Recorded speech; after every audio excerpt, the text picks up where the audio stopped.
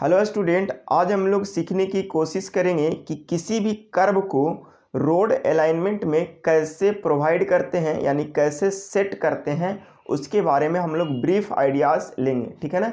Suppose करिए कि आपकी रोड अलाइनमेंट ये है और ये आपकी रोड अलाइनमेंट है, तो इसके बीच में आपको कर्व प्रोवाइड करनी है। सपोज करिए कि ये आपकी कर्व प्रोवाइड करनी है। तो ये कर्व को प्रोवाइड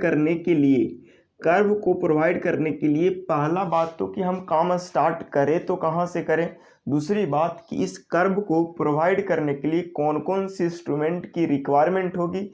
तीसरी बात कि कौन कौन सी डाटा को कैलकुलेट करने की ज़रूरत पड़ेगी। इतना बात समझ आएगा तब जा कर के आप फील्ड में किसी भी, यानी फील्ड कहने का मतलब रोड अलाइनमेंट में किसी भी डाटा को आप प्लॉट कर सकते हो, यानी कर्व को वहाँ पे डिजाइन कर सकते हो, कर्व को वहाँ पे क्या कर सकते हो, मतलब सेटिंग आउट कर सकते हो, दे सकते हो। ठीक है। तो आइए सबसे पहले अगर ये कर्व प्रोवाइड करना है तो कर्व प्रोवाइड करने के लिए आपके पास इंस्ट्रूमेंट का होना बहुत ज़रूरी है। क्योंकि इंस्ट्रूमेंट से हमारा काम क्या होता है, इजी होता है, एक्यूरेट होता है, यानी एक्यूरेसी बहुत ज़्यादा होता है, कॉन्वेनिएंट होता है। तो setting out of the curve, यहाँ पे हेडिंग बनेगा। हम लोग हेडिंग क्या बनाएंगे, setting out of the curve. तो setting out of the curve हम लोग सबसे पहले तो इंस्ट्रूमेंट के बेसिस पर करेंगे, on the basis of instrument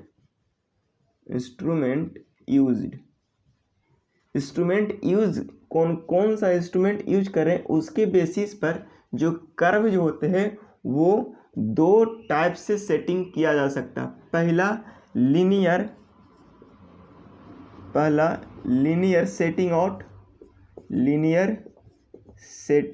out और दूसरा हो जाएगा angular setting out of the curve. ठीक है ना। लीनियर नाम से ही पता चल रहा है कि लीनियर अगर सेटिंग आउट हो रहा है तो उसमें सिंपली चेन और टेप का यूज करेंगे। किसका, चेन और टेप का यूज करके हम लोग लीनियर सेटिंग आउट कर देंगे। ठीक है ना। इसमें और कोई विशेष इंस्ट्रूमेंट की ज़रूरत नहीं पड़ेगी। लेकिन एंगुलर सेटिंग आउट के लिए आपके पास जो इंस्ट्रूमेंट का होना ज़रूरी है वो थियोडोलाइट का होना ज़रूरी है। ठीक है। थियोडोलाइट और अगर ज़रूरत पड़ेगा आपको तो चेन और टेप की भी यूज करना होगा, चेन और टेप। ठीक है ना। क्योंकि एंगुलर मेजरमेंट जो रहेगा वो थियोडोलाइट से एंगल मेजरमेंट कर लेंगे और लीनियर मेजरमेंट करने की ज़रूरत पड़ेगा तो चेन और टेप से कर लेंगे। ठीक है ना। तो देखिए कि आपके पास कर्व को सेटिंग आउट करने के लिए दो मेथड हैं, एक लीनियर सेटिंग आउट और दूसरा है एंगुलर सेटिंग आउट। ठीक है ना। लीनियर सेटिंग आउट में भी बहुत सारे प्रोसीजर के बेस पर कि आप काम स्टार्ट किस तरीके से कर रहे हो उसके बेसिस पर भी बहुत सारे मेथड्स हैं। ठीक है ना। पहला तो है कि by offset from long chord. ठीक है ना। दूसरा जो प्रोसेस है बाय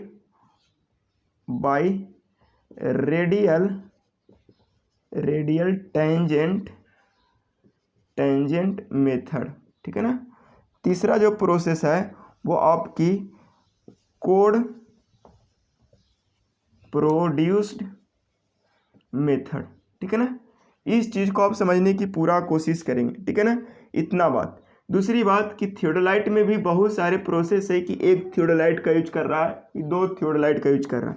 तो अगर एक थियोडोलाइट का यूज कर रहा है तो उसको बोलेंगे वन थियोडोलाइट मेथड। ठीक है ना। One theodolite method. और दूसरा होता है इसमें टू थियोडोलाइट मेथड। ठीक है ना। देखिए आपके जो सिलेबस जो मेंशन कर रखी है बिहार पॉलिटेक्निक या झारखंड पॉलिटेक्निक या महाराष्ट्र पॉलिटेक्निक, वो आपकी ये मेंशन कर रखी है कि बाय ऑफसेट फ्रॉम लॉन्ग कोड मेथड से आप क्या करो कि सेटिंग आउट करो कर्व का। और दूसरा आपके सिलेबस में मेंशन है वन थियोडोलाइट मेथड। कौन सा मेथड, वन थियोडोलाइट मेथड। देखिए वन थियोडोलाइट मेथड का ही नाम है रैंकाइन मेथड। रंकाइन मेथड, और इसी को प्यार से वन थियोडोलाइट मेथड को ही प्यार से रंकाइन मेथड कहते हैं, और इसी को प्यार से बोलते हैं डिफ्लेक्शन एंगल मेथड। दिखाई पड़ रहा है ना? हाँ, डिफ्लेक्शन एंगल मेथड दिखाई पड़ रहा है ना, डिफ्लेक्शन एंगल मेथड, ठीक है ना। तो देखिए आपके जो सिलेबस में दे रखी है वो बाई ऑफसेट फ्रॉम लॉन्ग कोड मेथड से कर्व को सेटिंग आउट करनी है। दूसरा जो दे रखी है वन थियोडोलाइट यानी रंकाइन मेथड से आपको कर्व को सेटिंग आउट करनी है। यकीन मानिए आपके सेमेस्टर एग्जाम में सबसे ज़्यादा बार पूछे जाने वाला है यहाँ से न्यूमेरिकल, ठीक है ना, यहाँ से न्यूमेरिकल। इसका मतलब ये नहीं कि इस वाले टॉपिक को छोड़ देंगे। सेटिंग आउट यानी कहने का मतलब आपकी सेटिंग आउट ही आपके लिए बहुत ज़्यादा इम्पोर्टेंट है। तो दोनों को इक्वल वेटेज देते हुए हम लोग पढ़ेंगे। ऐसा नहीं कि ये वाला बहुत ज़्यादा खतरनाक नहीं है तो इसको कम समय देंगे, और ये वाला बहुत ज़्यादा बार पूछा है तो हम इसको ज़्यादा समय देंगे। ऐसा नहीं करना है, क्योंकि कभी कभी क्या होता है आप लोगों की किस्मत ख़राब भी होती है, तो यहाँ से ना पूछ करके by offset from long code से ही पूछ देंगे, ठीक है ना। तो इस बात को समझिएगा। तो दोनों को यही दोनों मेथड आज हम लोग पढ़ेंगे, और ये दोनों ही मेथड आपकी 2 वीडियो लेक्चर में कवर होंगे और दोनों को कवर कर ही देंगे। तो आइए हम फ्रेश हेडिंग बनाते हैं, बाय ऑफसेट फ्रॉम लॉन्ग कोड मेथड, यानी इस कर्व को फील्ड में जो सेटिंग करेंगे वो किसके हेल्प से करेंगे, तो ऑफसेट फ्रॉम लॉन्ग कोड मेथड के हेल्प से करेंगे, ठीक है। तब तक ये करने के बाद अपन एक मेथड सेलेक्ट किया और वो लीनियर मेथड है, और उसी मेथड से हम लोग क्या करेंगे, कर्व का सेटिंग आउट करेंगे फील्ड में, ठीक है। तो आइए फ्रेश आप लोग हेडिंग बनाएं, setting out of the curve y offset from long कोड मेथड, यानी जो हम लोग फील्ड में सेटिंग आउट करेंगे कर्व को वो कौन मेथड से करेंगे, वो लॉन्ग कोड मेथड से, ठीक है। तो फील्ड में जाने के पहले आपको एसेसरीज पता होना चाहिए, कौन कौन से एसेसरीज फील्ड में ले जाना है। दूसरी मेजर क्वेश्चन कि फील्ड में जाने के पहले आपको कौन कौन सी डाटा की कैलकुलेशन की ज़रूरत है वो आप पहले ही कर लो। तो देखिए आप लोग की जो डाटा की ज़रूरत पड़ेगी वो टेंजेंट लेंथ की ज़रूरत पड़ेगा, डिफ्लेक्शन एंगल की ज़रूरत पड़ेगा, लेंथ ऑफ लॉन्ग कोड की ज़रूरत पड़ेगा, और भी पड़ेगा रेडियस की ज़रूरत पड़ेगा। इतना डाटा को आपको कैलकुलेशन होना चाहिए, ठीक है। इतना बात पता है तो फील्ड में कभी कभी केस में आपकी रेडियस गिवन नहीं रहता है, तो रेडियस के लिए इस फॉर्मूले के हेल्प से कैलकुलेट करेंगे, क्योंकि ये फॉर्मूला पहले ड्राइव किया था। डिग्री ऑफ कर्व गिवन रहेगा तो रेडियस हम लोग निकाल लेंगे। डिपेंड करेगा कि आप कितना मीटर वाले चेन का यूज कर रहे हो। अगर 20 मीटर वाला चेन का यूज कर रहे हो तो यहाँ पे कितना वैल्यू लेंगे, 20 मीटर लेंगे, और अगर 30 ले रहे हैं तो 30 मीटर भी लेंगे। वो डिपेंड करेगा कि आप कितना मीटर वाले चेन का यूज कर रहे हैं। यहाँ से भी रेडियस कैलकुलेट कर रहे हैं। दूसरी बात कि मिड ऑर्डिनेट अगर आप चाहोगे तो इस फॉर्मूले से भी कैलकुलेट कर लोगे, क्योंकि मिड ऑर्डिनेट हम अपन निकाला था, ठीक है। तो आइए इतना चीज़ कैलकुलेट करने के बाद आप फील्ड में जाओगे तो सबसे पहला क्वेश्चन आपके दिमाग में यही आएगा कि सर सर्वे वर्क अपन स्टार्ट करें तो कहाँ से करें। तो इस स्थिति के लिए सबसे पहले क्या करोगे कि आप टेंजेंट ड्रा करोगे डिफ्लेक्शन एंगल के हेल्प से, और डिफ्लेक्शन एंगल के हेल्प से आप क्या ड्रा करोगे, टेंजेंट, और टेंजेंट का लेंथ आप ऑलरेडी कैलकुलेट कर लिए हो, ठीक है। देखिए फिगर थोड़ा बड़ा बनाते हैं, दिखाई पड़ रहा है ना, हाँ, क्योंकि फिगर ही सब कुछ है, सब कुछ ही फिगर है। एक इधर और दूसरी बात इधर, ठीक है ना। ये आपकी टेंजेंट ड्रा कर दिया, ठीक है ना। कि आप इधर तो छाप लिए होंगे तो इसको इरेज भी कर सकते हैं ना। हाँ, इस चीज़ को आप समझने की कोशिश करो एक स्टूडेंट हो तो, ठीक है। तो देखिए यहाँ पे आपने डिफ्लेक्शन एंगल से ये वाला पॉइंट तो सेट कर लोगे, इंटरसेक्शन एंगल वाली पॉइंट, ठीक है ना। अब क्या करोगे कि यहाँ से मेजरमेंट करोगे और मेजरमेंट करने के बाद आप आओगे और T1 लेंथ तक आओगे। कितना लेंथ तक आओगे वो? T1 लेंथ तक आने के बाद आपकी एक पॉइंट मिलेगा। यहाँ से भी T1 लेंथ तक आने के बाद आपकी एक पॉइंट मिलेगा। सपोज करिए कि ये पॉइंट आपको मिला, ठीक है ना, ये दोनों ही पॉइंट मिला और नीचे जाएगा क्या, मान लीजिए कि यहाँ तक मिला, ठीक है ना। तो देखिए कि हम लोग जानते क्या थे कि सिंपल सर्कुलर कर्व में हम लोग क्या जानते थे कि लेंथ ऑफ बैकवर्ड टेंजेंट और लेंथ ऑफ फॉरवर्ड टेंजेंट बराबर होता था। तो यहाँ से हमको मिल जाएगा T1 यानी पॉइंट ऑफ कर्व और यहाँ से मिल जाएगा T2 पॉइंट ऑफ टेंजेंसी। दोनों को जैसे ही लाइन ज्वाइन करेंगे, दोनों को जैसे ही अपन लाइन ज्वाइन करेगा, दोनों को जैसे ही अपन लाइन ज्वाइन करेगा तो हमारा मिल जाएगा लेंथ ऑफ लॉन्ग कोड, ठीक है ना। तो लेंथ ऑफ लॉन्ग कोड भी आप कैलकुलेट कर लिए होंगे, ठीक है ना। अब क्या करोगे, आपके पास एक ऑफसेट यानी एसेसरीज लिए होंगे, जिस एसेसरीज का नाम है ऑफसेट, और ऑफसेट का काम है परपेंडिकुलर लाइन ड्रा करना। तो टेंजेंट के पास इस पॉइंट पर ऑफसेट को फिट करोगे और यहाँ से परपेंडिकुलर लाइन ड्रा करोगे तो आपकी मिल जाएगा क्या, रेडियस मिल जाएगा। क्या मिलेगा वो, रेडियस मिलेगा। देखिए ये परपेंडिकुलर ड्रा किया और यहाँ पे भी एक ऑफसेट फिट करोगे और फिट करने के बाद आपको क्या मिल जाएगा, यहाँ से रेडियस मिल जाएगा। इस चीज़ को आप बड़े आराम से समझेंगे, कोई अकबकाना नहीं है, क्योंकि प्रोसीजर है, थोड़ा देर है लेकिन अंधेर नहीं, समझ में सब आएगा, ठीक है। उसके बाद यहाँ से आपको एक पॉइंट मिला, जिस पॉइंट को बोल रहे हैं ओ, जिसको सेंटर पॉइंट बोल रहे हैं, ठीक है ना। अब क्या करोगे कि यहाँ पे इसके बीच में से एक ऑफसेट सेट करेंगे। ऑफसेट इसलिए सेट करें कि ऑफसेट का काम ही होता है परपेंडिकुलर लाइन को ड्रा करना, ठीक है ना। तो देखिए कि यहाँ पे अपन ऑफसेट को तो सेट कर दिया, मान लीजिए ये सीधा लाइन है, मान लीजिए, अभी ज़्यादा दिमाग नहीं लगाना, नहीं ज़्यादा दिमाग कैसे नहीं लगाएंगे, ठीक है। ये आ गया और यहाँ इसको यहाँ से मिला दीजिए, ज़बरदस्ती मिला दीजिए, ठीक है ना। मान लीजिए सीधा, मान सकते हैं ना, तो मान लेंगे, ठीक है। चलिए कोई बात नहीं, मान लीजिए मीटर रहा, ठीक है। यहाँ से तो यहाँ से ऑफसेट से परपेंडिकुलर लाइन ड्रा करके इसको मैच करा दी। देखिए मैच कराने से आपकी एक बात बनी कि ये अगर ये पूरा लेंथ लॉन्ग कोड का है तो ये L/2 होगा और ये क्या होगा, L/2 होगा। ये रेडियस R है। तो यहाँ से अगर ये वाला पॉइंट, कटिंग पॉइंट को मान लेते हैं Q, क्या मानते हैं वो, Q, तो देखिए कि ये वाला OQ की वैल्यू निकल जाएगा कि नहीं निकल जाएगा। तो OQ की वैल्यू जैसे ही निकल जाएगा तो आप यहाँ से एक फॉर्मूले निकाल लोगे। हालांकि इसकी बात अभी नहीं करते हैं, इसकी बात अंततः लास्ट में करेंगे, ठीक है, टाइम को सेव होगा। दूसरी बात कि आप जब यहाँ से रेडियस ड्रा कियो तो क्या करेगा, फिर से एक रेडियस इसी लाइन पर ले जाओ, कहीं ना रेडियस का डिस्टेंस आएगा और कटेगा। तो यहाँ पे कर्व पर का एक पॉइंट आपको मिल जाएगा। सपोज करी कि यहाँ पे एक पॉइंट मिला, यहाँ पे एक आपको पॉइंट मिला और ये वाली जो पॉइंट हुई, ये वाला जो पॉइंट मिला, इस पॉइंट को आप क्या बोल रहे हो, यहाँ से ये वाला पॉइंट को, यहाँ से यहाँ तक डिस्टेंस को बोल रहे हैं, बोलिए वो कि ये वाला पॉइंट को अगर P पर मिला तो इस पॉइंट को यहाँ से कर पर के यानी R डिस्टेंस पर ही तो मिलता था मिड ऑर्डिनेट। देखो अभी हम दिखाते हैं मिड ऑर्डिनेट इसी को बोलते हैं कैसे से। देखिए सपोज करिए कि ये आप यहाँ से दिखाई पड़ रहा ना, हाँ, यहाँ पे ऐसा कोई एक सिंपल सर्कुलर कर्व है, ऐसा टेंजेंट जाता था, ऐसा और ऐसा ऐसा ऐसा ऐसा, तो ये वाला ये डिस्टेंस को मिड ऑर्डिनेट बोलते थे कि नहीं बोलते थे, बड़े आराम से समझो। तो वही वाला ये डिस्टेंस अपन मिला।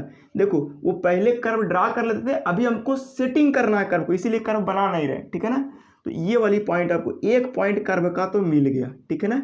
हाँ सर आप डायरेक्ट यहाँ से आर्क लेकर के नहीं कर्व ड्रा कर सकते, इतना तामझाम करे कौन जरूरत है चंडाल। एक कर्व मतलब कितना बड़ा आप आर्क लेगा, कौन सा इंस्ट्रूमेंट लाएगा, है ना दिक्कत। नहीं सर कंपास सोच रहे थे कंपास वाला लेकर के ड्रा करते, ऐसा नहीं। अगर ऐसा होता तो इतनी मेथड की कोई ज़रूरत नहीं पड़ती, क्योंकि फील्ड में बहुत बड़ा बड़ा कर्व देना पड़ेगा ना। अब उतना बड़ा बड़ा इंस्ट्रूमेंट लाते रहिए, इंजीनियर कहलाइएगा आप, ठीक है ना, इंजीनियर कहलाइएगा ना, ठीक है।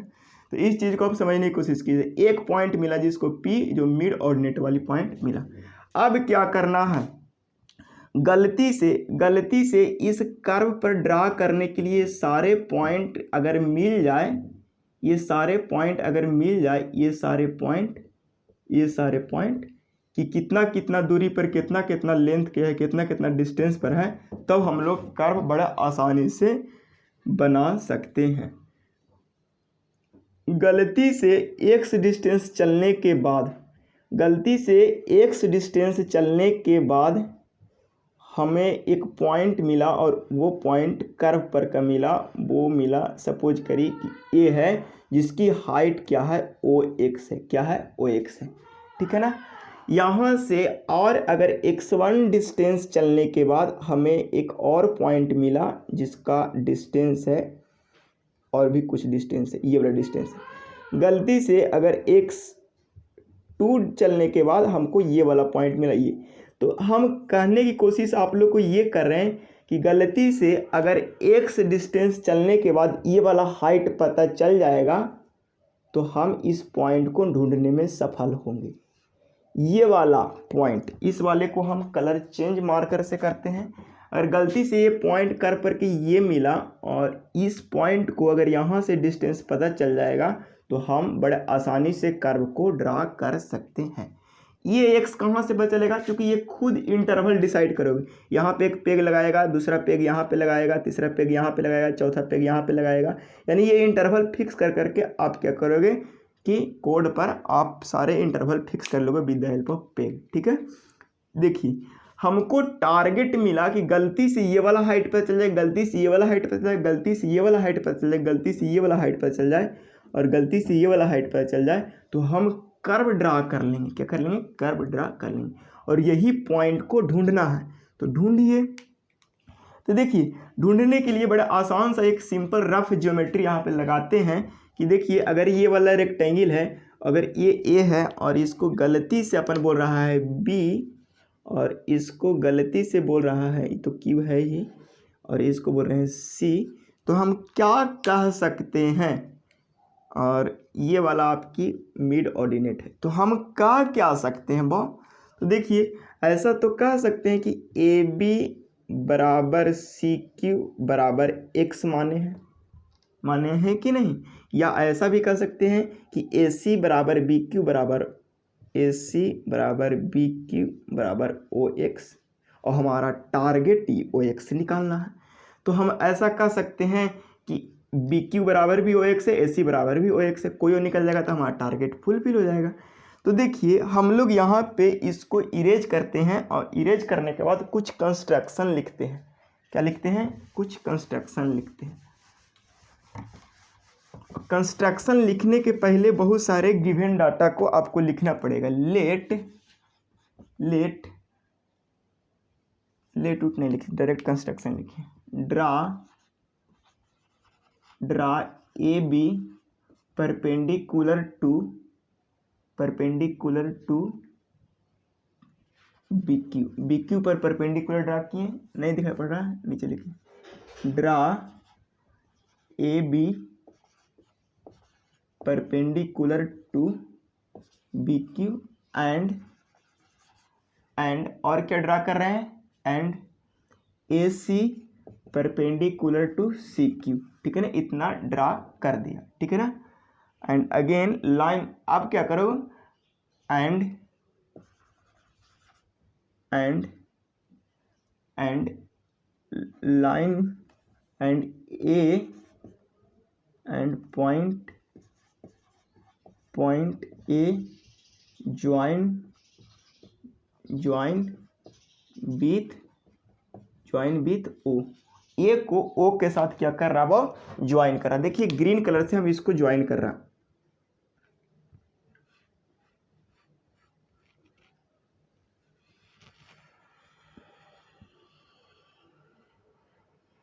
ठीक है ना। इसको यहां से ऐसा अपन ज्वाइन किया, ठीक है ना। चीज़ों को बड़े ध्यान से इसको एनालिसिस करिएगा, बहुत ही इजी कॉन्सेप्ट है, ठीक है ना। हाँ अब क्या करना है, हमारी टारगेट है कि ये वाला लेंथ पता चल जाए, क्योंकि ये वाला तो आप खुद से डिसाइड किए हैं इंटरवल। ये वाला अगर डिस्टेंस पता चल जाए तो हम बहुत कुछ निकाल सकते हैं कर्व पर का, ठीक है ना। तो आप क्या करो कि ये वाला पॉइंट ढूंढने की कोशिश करो। तो वो वाला पॉइंट ढूंढने के लिए आप ट्रायंगल का सहारा लो और राइट एंगल ट्रायंगल चलो। In triangle in triangle A B O में चलो।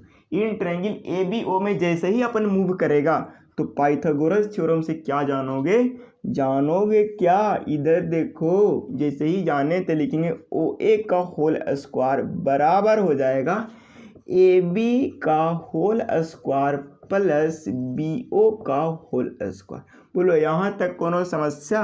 अगर नहीं है तो हम इसको और आगे लिख सकते हैं। ठीक है, चलिए यहाँ तक इसको ओ ए को एज इट इज अभी छोड़ देते हैं और हम इस वाले को ऐसा टर्म में ला लें कि जो डाटा आप लोग पहले से कैलकुलेट किए हुए हैं उसी की टर्म में आए ताकि सॉल्यूशन करना आसान हो। ठीक है, तो इसीलिए ए बी को एज इट इज छोड़ दीजिए। उस ई वाला बी ओ को क्या लिख सकते हैं, तो बी ओ को लिख सकते हैं B Q plus Q O का होल स्क्वायर। इतना बात समझने में कोनो समस्या नहीं होना चाहिए। ठीक है, इसको और आगे अगर प्रोसीड करे बाव तो यहाँ पे हो जाएगा ए बी का whole square plus B Q को एज इट इज छोड़ दीजिए और क्यू ओ को फिर से क्या लिख सकते हैं, देखिए तो क्यू ओ को हम फिर से लिख सकते हैं क्यू ओ यानी ओ क्यू, यानी ये वाला को क्या लिख सकते हैं, यहाँ से पूरा आर है तो यहाँ से यहाँ तक आर में से अगर ये वाला घटा दें तो वो मिल जाएगा। तो बड़ा आसानी से हम लिख सकते हैं क्यू ओ की को लिख सकते हैं क्या, पी ओ, यानी पूरा यहाँ से यहाँ तक पी ओ है माइनस पी ओ में से अगर ये वाला घटा दें यानी पी क्यू को अगर हम घटा दें तो हमारा बात बन जाएगा। ठीक है ना, तो बड़ा आसानी से यहाँ पे कुछ टर्म यहाँ पे रफली लिख लीजिएगा कि ओ ए जो बराबर है किसके बराबर है, वो आर के बराबर है। ओ ए किसके बराबर है, आर के बराबर है। दूसरी बात ओ पी भी किसके बराबर होगा, आर के बराबर होगा। तीसरी बात पी ओ या ओ पी हो गया, पी क्यू किसके बराबर है, तो पी क्यू किसके बराबर होगा, मिड ऑर्डिनेट के बराबर होगा। चौथी बात ए बी किसके बराबर है, तो ए बी है, ए बी इसके बराबर यानी एक्स के बराबर है। ये आप रफली आप इसको समझ सकते हो। ठीक है ना, इस चीज़ को हम इरेज करते हैं, आप लोग छाप लीजिएगा। ठीक है, पॉज करके। ठीक है, तो देखिए वही बात को लिख सकते हैं, इसको आर को एज इट इज लिख सकते हैं कि नहीं, तो यहाँ पे लिखेंगे आर के होल स्क्वायर बराबर यहाँ पे क्या लिख सकते हैं, ए बी के जगह पर एक्स के whole square plus B Q को क्या लिख सकते हैं, O nought plus P O को क्या लिख सकते हैं, आर माइनस पी क्यू को कितना लिख सकते हैं, सॉरी बी क्यू को जो लिख रहे हैं ओ एक्स होगा। देखिए बी क्यू क्या होगा, ओ एक्स। ठीक है ना, चलिए यहाँ पे पी ओ आर है, पी क्यू देखिए पी क्यू कितना हो जाएगा, ओ नॉट मिड ऑर्डिनेट, यहाँ से ये वाला फॉर्मूले आपको निकला। ठीक है ना, देखिए गलती से आप क्या करो, हमारी टारगेट ये है कि ये वाला कैलकुलेट करना हमारा टारगेट है, तो क्या करेंगे, इसको r square minus x square कर देंगे और इधर स्क्वायर है तो इधर आके रूट हो जाएगा। ठीक है ना, अब बताइए बराबर क्या हो जाएगा, O X plus R minus O naught. हमारा टारगेट ये निकालना है, तो जिसको टारगेट है उसको एक तरफ, बाद बाकी को एक तरफ कर दो। तो क्या करेगा, r square minus x square minus r और माइनस माइनस प्लस ओ। देखिए तो अगर यहाँ पे माइनस अगर कॉमन ले लेंगे तो ये वाला ऐसे ब्रैकेट आएगा, ये ऐसा आएगा और ये वाला माइनस क्या हो जाएगा, प्लस हो जाएगा ओ नॉट। सॉरी यहाँ पे देखिए इस चीज़ को आप कैलकुलेशन करो फिर से। ठीक है ना, देखो तो ओ एक्स यहाँ पे आया। ठीक है, अब यहाँ पे क्या करोगे आप, आर स्क्वायर हो गया एज इट इज, अब क्या हो गया माइनस एक्स स्क्वायर। अब यहाँ पे इस वाले को इधर लाओ, इधर तो माइनस में आर हो जाएगा और ए किस में आएगा, प्लस में आएगा ओ नॉट। ठीक है ना, अब क्या करो कि इसको और सोल्व आउट करो, एक्स बराबर under root r square minus x square minus common ले लेगा तो आर माइनस ओ नॉट। ठीक है ना, ये आपकी एक रेडीमेड फार्मूले बने, ये आपकी क्या बने बाबू, रेडीमेड फार्मूले बने जिसको आप लोग यूज कर सकते हो। ठीक है, मान लीजिए कि इंटरवल ये क्या है, देखिए सारे इन चीज़ को लिख देते हैं। ये क्या है, तो ये हाइट है, ये वाला हाइट है। ठीक है ना, ये क्या है, आर क्या है, तो आर आपकी रेडियस है, एक्स क्या है, तो एक्स जो है पेग इंटरवल है, यहाँ पे लिख दें एक्स क्या है, पेग इंटरवल, जो कि आप खुद डिसाइड करोगे 5 मीटर के लेना है कि 10 मीटर के लेना है कि 20 मीटर की। ओ नोट क्या है, ये है मिड ऑर्डिनेट, क्या है मिड ऑर्डिनेट, और आर क्या है तो आप जान ही रहे हैं कि रेडियस ऑफ द कर्व है। ये वाला क्या है, तो ये ऑफसेट, ये पॉइंट ऑफ कर्व, यानी पॉइंट ऑफ कर्व और लॉन्ग कोड के बीच का डिस्टेंस है, तो लिखेंगे डिस्टेंस बिटवीन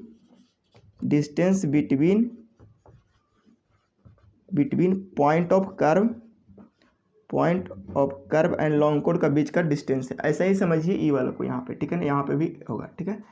अब गलती से यही फॉर्मूले को, पेग इंटरवल एक्स था तो यहाँ पे ये फॉर्मूला बना ये, अगर पेग इंटरवल को अगर बढ़ा दो x1 कर दो तो यहाँ पे ये वाला क्या हो जाएगा x1 और यहाँ पे O1।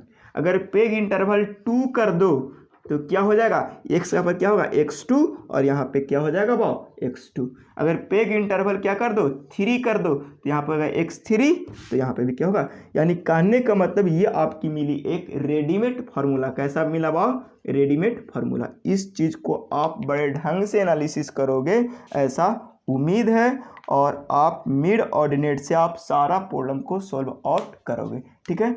इसी तरह से सारा पॉइंट यहाँ पे मिलते जाएगा, और इस पॉइंट के हेल्प से, इस ग्रीन कलर से देखो, ए भी पॉइंट मिलेगा, ए भी पॉइंट मिलेगा, ए भी पॉइंट मिलेगा, ए भी पॉइंट मिलेगा, और ये सारे पॉइंट के हेल्प से क्या करोगे, कर्व ड्रा कर दोगे। यही कर्व आपको बनेगा। देखिए यही वाला सारे पॉइंट को मिलाओ और मिलाते जाओ, आपकी क्या बनेगा भाव, कर्व बन जाएगा।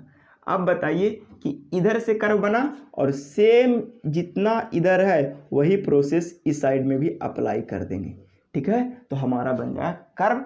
हमने कर्व को फील्ड में सेटिंग आउट कर दिया। इससे बेस्ट एक न्यूमेरिकल अभी करेंगे, और आज का क्लास इतना ही रहेगा। न्यूमेरिकल करने के बाद ख़त्म नहीं हुआ है, और एक साथ देखिएगा कंसेप्ट प्लस न्यूमेरिकल, तब जाके ज़्यादा समझ आएगा। अब हम लोग एक प्रॉब्लम की रिमूव करते हैं, बड़ा आसानी से इस प्रॉब्लम को समझने की कोशिश करते हैं। Two tangent A B and B C intersect at a point of chainage 150 metre. दोनों जो चेनेज है वो इस पॉइंट पर इंटरसेक्ट कर रहा है, जिसका चेनेज दिया हुआ है। चेनेज करने का मतलब बताए थे बहुत पहले ही आप लोग को कि वो स्टार्टिंग पॉइंट से जहाँ तक आ रहा है वहाँ तक, यानी इंटरसेक्टिंग पॉइंट तक का लेंथ गिवन है इतना पॉइंट, यानी 150 यानी 150.5 मीटर, ठीक है ना। Calculate all necessary data for setting out of the curve. Curve को सेटिंग आउट करने के लिए सारे डाटे को कैलकुलेट करना है, किससे, तो बाय ऑफसेट फ्रॉम लॉन्ग कोड मेथड से करना है, ठीक है। कह रहा है कि if radius of the curve is 100 metre, अब आपकी गिवन है रेडियस ऑफ कर्व कितना 100 मीटर, एंड डिफ्लेक्शन एंगल भी गिवन है कितना 30 डिग्री, ठीक है ना। तो जो डाटा गिवन है उसको हम लोग लिख देते हैं। देखिए डिफ्लेक्शन एंगल गिवन है, रेडियस गिवन है, chainage of point of intersection भी गिवन है, ठीक है ना। इतना डाटा लिख देते हैं, और हमें कौन कौन सी डाटा की रिक्वायरमेंट होगी कैलकुलेट करने के लिए, उससे पहले कैलकुलेट करते हैं, ठीक है। तो पहली डाटा की रिक्वायरमेंट होगी टेंजेंट डिस्टेंस, ठीक है। तो टेंजेंट डिस्टेंस अपन निकाल लिया r10 डेल्टा बाई 2। तो r10 डेल्टा बाई 2 से जब कैलकुलेट किया सारे वैल्यू को रख करके, तो आया आपकी 26.79 मीटर, ठीक है ना। तो एक डाटा यहाँ से मिला, ये भी डाटा की बहुत ज़रूरी होती है, ठीक है। लेंथ ऑफ लॉन्ग कोड की भी निकालना जरूरी होता है। तो लेंथ ऑफ लॉन्ग कोड का फॉर्मूला होता है 2r sin डेल्टा बाई 2। तो यहाँ से लेंथ ऑफ लॉन्ग कोड की भी हमें पता चल गया, ठीक है। तीसरा मिड ऑर्डिनेट भी अपन निकाल लिया, ठीक है ना। मिड ऑर्डिनेट चाहे ई फार्मूला से निकाल सकते हो, चाहे तो आप इसके पहले वाले जो फार्मूला बताएं उससे भी निकाल सकते हो, लेकिन अपन प्रैक्टिस इसी पर ज़्यादा किया इसीलिए इसी पर निकालने की कोशिश करेगा, ठीक है। चेनेज ऑफ कर्व, यानी चेनेज ऑफ कर्व कहने का मतलब लेंथ ऑफ कर्व पूछ रहा है, इसका मतलब ही होता है लेंथ ऑफ कर्व की, ठीक है ना। चेनेज ऑफ कर्व बोले चाहे लेंथ ऑफ कर्व बोले बात सेम है, ठीक है ना। तो वहाँ से निकालने के बाद आपको लेंथ ऑफ कर्व इतना मीटर मिला, ठीक है ना। ये सारे डाटा को आप नोट डाउन करेंगे, क्योंकि अभी हम इरेज कर देंगे ना, ठीक है। दूसरी बात है कि चेनेज ऑफ T1, तो T1 का चेनेज निकालना है, यानी इस पॉइंट का चेनेज निकालना है। तो देखिए, तो इस पॉइंट का चेनेज पूरा यहाँ से यहाँ तक चेनेज पता है, अगर लेंथ ऑफ T1 घटा देंगे, लेंथ ऑफ T घटा देंगे तो हमारा निकल जाएगा चेनेज ऑफ T1। तो वही लिखे हैं चेनेज ऑफ T1 यानी chainage of intersection minus length of tangent. तो इतना इंटरसेक्शन पॉइंट का चेंज गिवन है, लेंथ ऑफ टेंजेंट जैसे ही घटाएं तो हमारा ये वाला वैल्यू मिल गया किसमें, मीटर में, ठीक है ना। तो चेंज ऑफ T1 भी अपन कैलकुलेट कर लिया, हालांकि ये सारे प्रीवियस न्यूमेरिकल में कराया गया है इसीलिए थोड़ा फास्ट चल रहे हैं, ठीक है ना। चेंज ऑफ T2 की बात करें तो change of T1 plus length of curve, देखिए तो यहाँ से यहाँ तक मुड़ी है, और फिर अगर यहाँ से अगर गलती से आपको क्या पता है, ये लेंथ ऑफ कर्व अगर पता है तो यहाँ से यहाँ तक चले जाइए, ठीक है ना। तो वही बात है, change of T1 plus length of curve, ठीक है ना। वहाँ से जो वैल्यू आया हमारा ये आया, ठीक है। इतना डाटा कैलकुलेट करने के बाद हमें और क्या चीज़ कैलकुलेट करना पड़ेगा setting out of the curve के लिए, ठीक है। जो अभी अभी फॉर्मूले पर डेरिवेट किया मिड ऑर्डिनेट करें कि setting out of the long code से हम लोग जो अभी फॉर्मूला डेरिवेट किया वो फॉर्मूले के यूज करके हम कर्व को सेटिंग आउट करेंगे। इतना डाटा तो पहले आपको कैलकुलेट करना जरूरी ही था, ठीक है। इसको स्क्रीनशॉट ले लीजिए, ठीक है। अभी तक कर्व को सेटिंग आउट करने के लिए हम लोग क्या किए हैं कि इतनी सारे डाटे को कैलकुलेट कर लिए, टेंजेंट लेंथ भी पता कर लिए, लेंथ ऑफ मतलब लॉन्ग कोड भी पता कर लिए, लेंथ ऑफ कर्व भी पता कर लिए, जो भी स्क्रीनशॉट लिए आप लोग। उसके बाद मिड ऑर्डिनेट पता कर लिए, T1 T2 पता कर लिए, रेडियस गिवन था, ठीक है ना। उसके बाद हम लोग को यहाँ पे कर्व को सेटिंग आउट करनी है, क्या करनी है, सेटिंग आउट करनी है। तो सेटिंग आउट करने के लिए हम लोग क्या भी अभी फॉर्मूले सीखे थे मिड ऑर्डिनेट से सेटिंग करने के लिए, बी नो दैट क्या जाने थे वो, ओ एक्स बराबर हम लोग क्या जाने थे, under root r square minus जैसे ही किए थे तो यहाँ से किए थे एक्स स्क्वायर, क्या किए थे, एक्स स्क्वायर। अब यहाँ पे पूरा होल माइनस था into R minus mid ordinate किए थे कि नहीं किए थे, यही ना फॉर्मूला अभी हम लोग सीखे, अभी अभी डेरिवेट किए, ठीक है।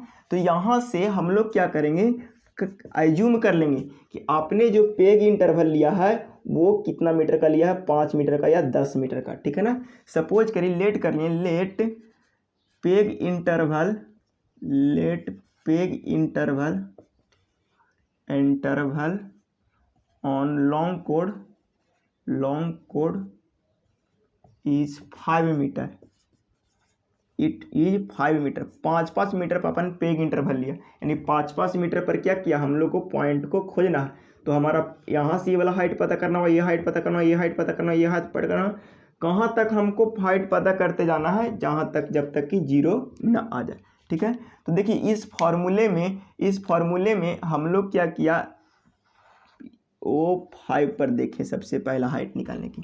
तो बताइए यहाँ पे R कितना है गिवन, R है आपकी 100 माइनस एक्स के जगह पर कितना है, एक्स के जगह पर कितना, इंटरवल कितना लिया 5 metre minus 100 into mid ordinate कितना था 3.407। देखिए कुछ लोग क्या करते हैं ना, क्या राउंड ऑफ करके अब ऐसा लिखता है 3.401। जब ऐसा कीजिएगा ना तो आपकी डिजाइनेशन में मिस्टेक होगी और पता चलेगा कि रोड बहुत ज़्यादा एक्सीडेंट हो रहा है, समझ में आएगा कि भूताहा जगह है, ठीक है ना। लोग का ऐसा मानना होता है कि भूत प्रेत वाली जगह, ठीक है ना। तो कैलकुलेशन को इजी बनाने के लिए भले तो आप यहाँ पे कर रहे हो 4 मतलब इसको राउंड ऑफ करके इतना, लेकिन आप एक्चुअल में जब फील्ड में जाओगे तो ऐसे राउंड ऑफ नहीं करोगे, पता चलेगा एक्सीडेंट का घर है, ठीक है ना। हाँ तो इसको हम कैलकुलेशन को इजी बनाने के लिए अभी हम कर देते हैं, ठीक है ना, ऐसा करेंगे, ठीक है ना। इस चीज़ को आप समझिए, ठीक है ना। आप इसी तरह से आप क्या करोगे, वो 10 पर लोगे तो क्या हो जाएगा, तो यहाँ पे ये स्क्वायर फार्मूले में थे ना, ठीक है। इसी तरह से आप क्या करोगे, 100 के स्क्वायर माइनस 10 के स्क्वायर माइनस 100 इंटू 3.41, ठीक है ना।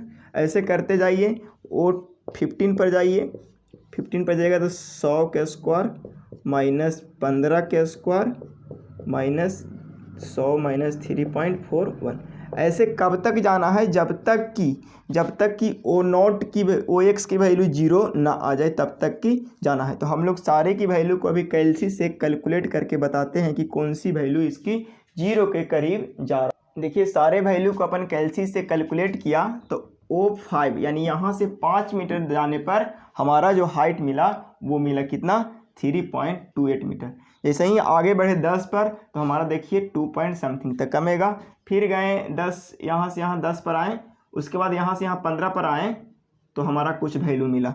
उसके बाद 15 के बाद आगे बढ़ते हैं, कुछ वैल्यू मिलते चला गया। तो हमको यहाँ पे सबसे ज़्यादा क्वेश्चन ये आती है कि ये सारे पॉइंट को क्या करो कि मिलाते जाओ मिलाते जाओ मिलाते जाओ, आपके कर्व क्या होता जाएगा, बनते चला जाएगा। देखिए यहाँ पे कर्व बनते चला जाएगा। देखिए तो आपको सबसे ज़रूरी बात ध्यान देना यहाँ पे ये है कि आखिर कब तक ये वैल्यू कैलकुलेट करते जाएंगे। तो हम लोग देखेंगे कि जब तक 0 के करीब ना आ जाए, ठीक है। तो देखिए यहाँ के बाद जैसे ही 30 पे के इंटरवल ले गए तो माइनस आ गया, क्या आ गया वो, माइनस आ गया। तब यहाँ पे हम लोग क्या कर देंगे, रोक देंगे और इसके जस्ट पहले वाला तक ही हम लोग कैलकुलेट करेंगे, ठीक है ना। अगर आप चाहते हो कि नहीं एग्जैक्ट 0 लाएं तो एग्जैक्ट 0 लाने के लिए क्या करोगे कि इससे थोड़ा सा आगे बढ़ो, क्या करो इससे, यानी वो 25 है ना, तो 25 पॉइंट समथिंग समथिंग करके देख लेगा तो आपको क्या आ जाएगा, एग्जैक्ट 0 के बराबर आ जाएगा। इसका मतलब आपको यहाँ तक कैलकुलेट करना, ठीक है ना। तो आप जैसे ही यहाँ तक कैलकुलेट किए तो हमारा क्या बन गया, एक तरफ का भी कर्व बना है। कितना तरफ का बना है, एक तरफ का कर्व बना है। अब इसी तरह से राइट साइड भी हो जाएगा ना, तो यहाँ पे लिखेंगे कि सेम एज, यहाँ पे लैंग्वेज लिख देते हैं। देखिए यहाँ पे अपन लैंग्वेज लिख दिया, right half value are same as the left half value, यानी जैसे हम लोग पहले प्रोसीजर करें वैसे ही आगे होगी, ठीक है ना। साइमेट्री करो, अब 5 मीटर पर इतना भी होगा, ऐसे ऐसे करते चले जाओ तो हमारा क्या हो गया, सेटिंग आउट हो गया। इतना आपकी डाटा कंप्लीट लिखना पड़ेगा, तब जा करके आपको मिलेगा 6 मार्क्स। कितना मिलेगा, 6 मार्क्स। देखिए अभी तक यहाँ से क्वेश्चन नहीं पूछा है सेमेस्टर में, ई वाला से नहीं पूछा, आगे आने वाला डिफ्लेक्शन एंगल है ना उससे पूछा। लेकिन किस्मत अगर आप लोग खराब हो तो हो सकता है कि इससे भी पूछ दे। तो प्रैक्टिस दोनों पर करके जाएंगे, जिनको लगता है कि नहीं आउट ऑफ 70 में 70 चाहिए तब, ठीक है। तो डिफ्लेक्शन एंगल को तो जी जान लगा के सीख जाइएगा, ठीक है ना। तो इसको भी सीखने की पूरा कोशिश कीजिएगा। ये न्यूमेरिकल हुआ ख़त्म, ठीक है।